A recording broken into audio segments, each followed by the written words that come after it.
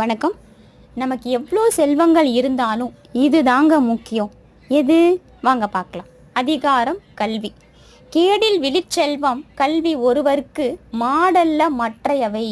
கேடில் விழிச்செல்வம் நமக்கு எந்த ஒரு தீங்கும் தராத, எந்த ஒரு கேடும் நினைக்காத செல்வம்னா அது கல்வி செல்வம் தான். மற்ற எவ்வளோ செல்வங்கள் இருந்தாலும் அது சிறந்த செல்வமே இல்லை அப்படின்னு சொல்கிறாரு நம்முடைய வள்ளுவர்.